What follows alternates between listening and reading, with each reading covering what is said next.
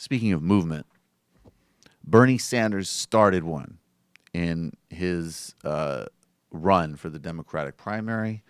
He, as we've said many times on this show, and certainly as I've said in many different outlets, spoke to the core issues and outlined an agenda that's the future. And if we're going to have a sort of viability in the 21st century, we're going to have to implement a lot of his program on addressing the crisis of inequality, on serious financial reform. And there is no doubt that the best way to support that process is to elect Hillary Clinton president. And we will keep having that argument. But we have some new leaked audio, which we do need to address, of Hillary Clinton. We have the basement dweller nonsense, which, again, it's a stupid comment. There's nothing to defend about it. But if you stuck a microphone around any of us in private conversations, you'd find a lot of stupid comments. And I'll leave it at that. But let's get to this audio. This is also leaked audio from the same sort of batch that's been leaked by The Intercept of Hillary Clinton speaking at a fundraiser. She describes some progressive goals as quote-unquote unrealistic, and she describes where she stands politically. I don't think that we're going to discover anything new or nefarious in this, and that's why I want us to take a listen. It is important to recognize what's going on in this election. Everybody who's ever been in any election that I'm aware of is quite bewildered because there is a strain of, on the one hand, a kind of populist, nationalist, xenophobic, discriminatory kind of approach that we hear too much of from the Republican candidates. And on the other side, there's just a deep desire to believe that, we can have free college, free health care, that what we've done hasn't gone far enough and we just need to, go as far as, Scandinavia, whatever that means. And half the people don't know what it means, but it would mean going farther towards policies that have worked in Scandinavia. Not rocket science, very lame laugh line. Go ahead. Is something that they deeply feel. So as a friend of mine said the other day, I am occupying from the center left to the center right. And I don't have much company there because it is difficult when you're running to be president and you understand how hard the job is.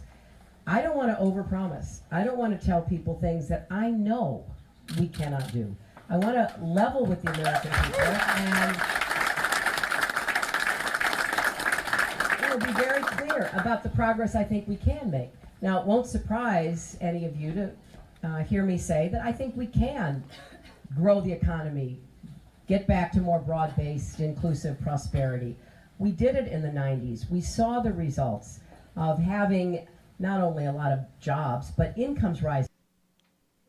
Okay, so, a couple points to make here. One, we're just going to relitigate things that we already know we disagree with. I've never said for a moment that in electing Hillary Clinton president, we're not electing a great progressive reformer. We know that. Now, the distinctions to make are, number one, parties and structure matter a lot.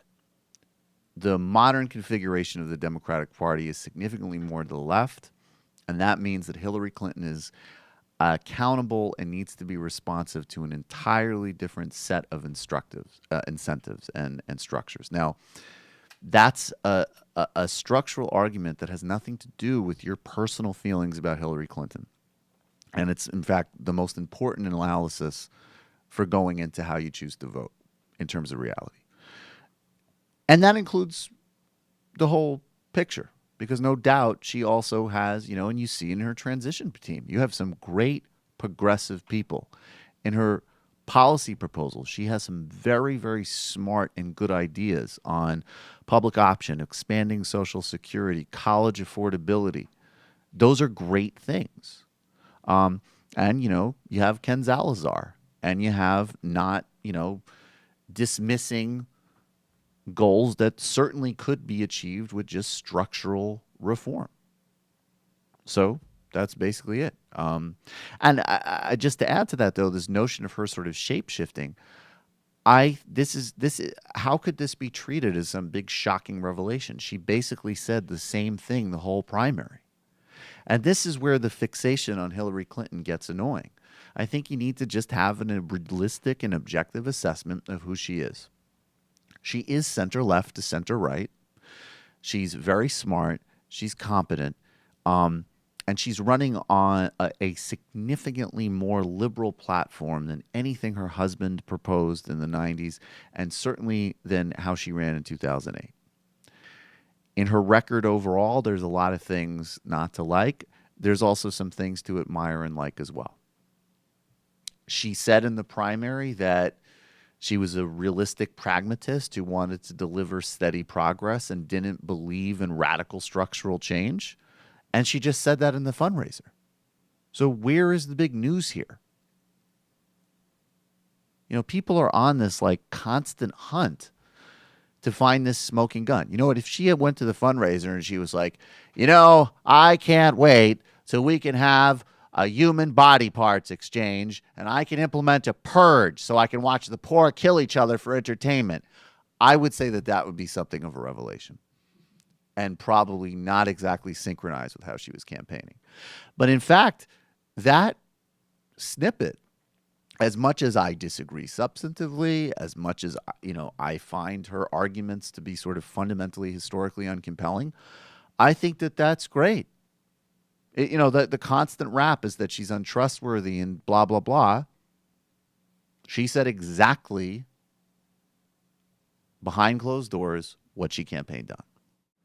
Hey folks, Sam Seder here. I just got back from a company-wide meeting. Accounting is really coming down on me hard. We need to get to 100,000 subscribers as soon as possible.